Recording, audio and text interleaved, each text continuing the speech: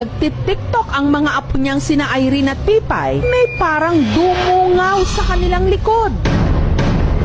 Parang bata, itim ang mukha. Kinakalabutan ako, tumataas pa yung mga balahibo ko. Hindi man po, naliligo po yung isa tapos po yung isa naghuhugas po ng pinggan. Nagtitiktok ang mga apo niyang sina Irene at Pipay, may parang dumungaw sa kanilang likod. Parang bata, itim ang mukha. Kinakalabutan ako, tumataas pa yung mga balahibo ko. Hindi man po, naliligo po yung isa tapos po yung isa naghuhugas po ng pinggan.